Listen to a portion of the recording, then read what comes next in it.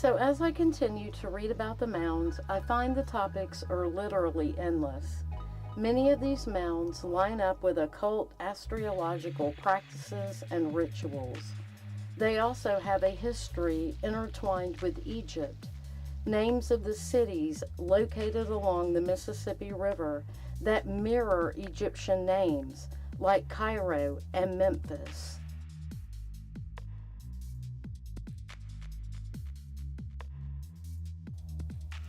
There are also references made with Mayan roots or the worship of the feathered serpent. That also connects with Native American stories, stories of giants that roamed the earth, building these mounds using the forbidden dark arts of the fallen angels, their fathers, with sacred geometry and perhaps uses of the ether or those forces unseen by the human eye. So let's just look at some of these headlines. Do we see any reoccurring themes here? While thumbing through these old articles or scripts, because that's what they really are, I've decided to bring you just some of the headlines.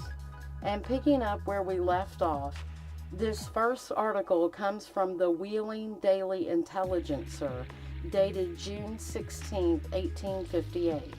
Its headline states Cairo, Illinois is underwater, and there was a steamboat disaster, with half of its passengers being lost in the rising waters of a levee break. Mound City was also underwater, and many thought the town of Cairo would be swept away.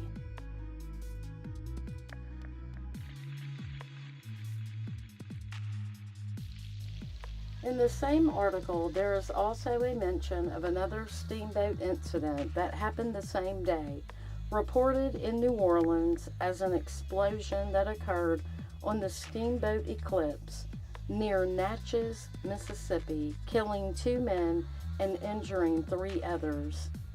I wonder what's up with the steamboats. And Cairo, Illinois is an interesting topic all its own, worthy of its own video, along with Memphis. So let me just add for a quick summary on why we need to cover that.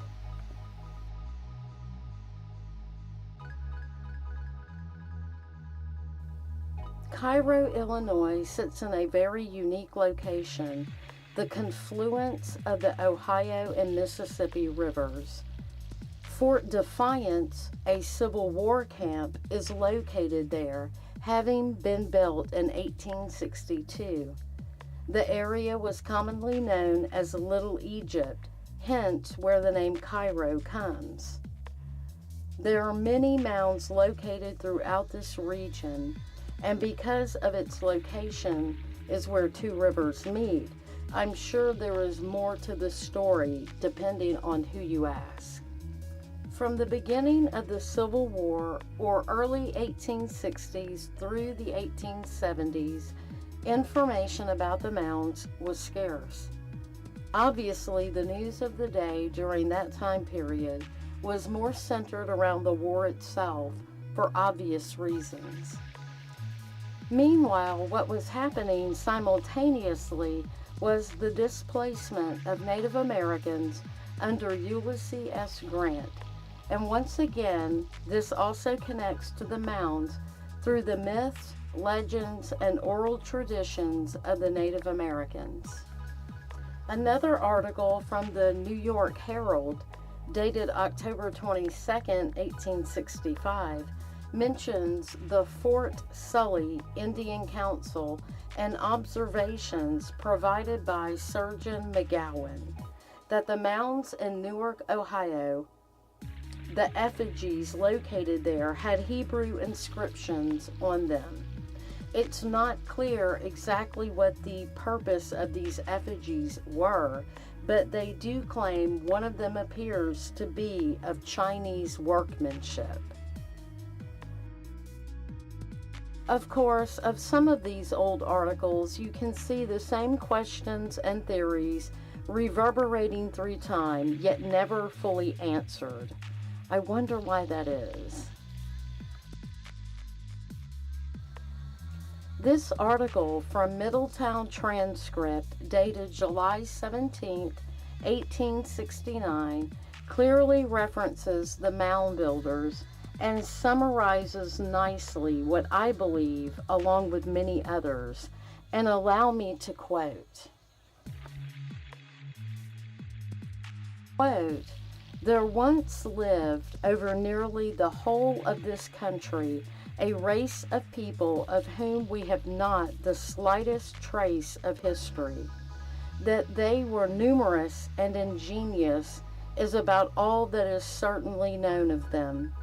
Where they came from, how long they existed, what their principles of government were, what became of them, and 1,000 other questions that arise can only be answered with conjecture."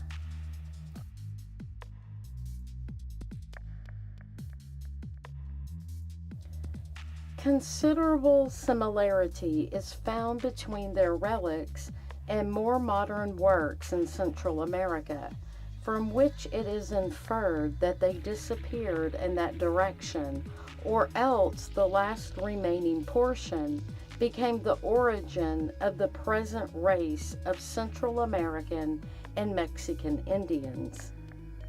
No remains of them are found in the New England states, but all over the prairie lands of the West, from Pennsylvania to the Rocky Mountains, and from the Great Lakes to the Gulf of Mexico, their monuments are scattered.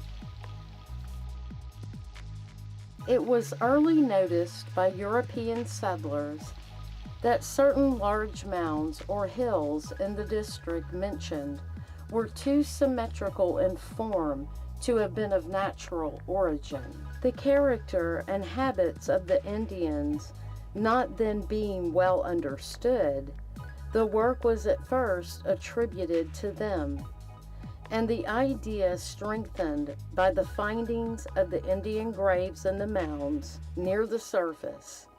Investigation has shown conclusively that their builders were another entirely distinct people. The hills are perfectly conical in shape and are composed of alternate layers of loam and gravel. Trees many hundreds of years old grow upon them, proving their extreme age. By digging in a directly perpendicular line from apex to the base, a large structure of stone resembling an altar and a few tools are always found, usually also some small articles of strange shape and unknown use, and in some instances human remains are discovered.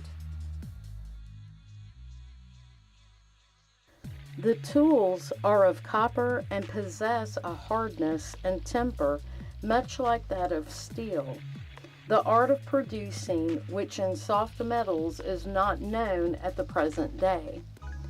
The human remains indicate that the men were of large size, with well-developed heads, entirely different in shape from those of the North American Indians." Close quote. The article was written by an L.S. Metcalf, and I agree with Mr. Metcalf's conclusion. These mounds were built by the Nephilim, the sons of the fallen angels, the superheroes of old myths and legends, those who were taught the forbidden arts, and is made obvious by the precision of measurements used in building the mounds.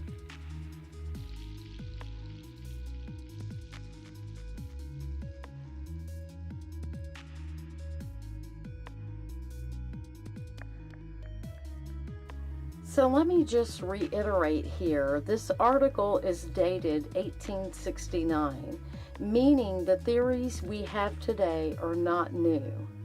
Voices from the past asking the very same questions we're asking today. Why haven't we looked more closely at the mounds?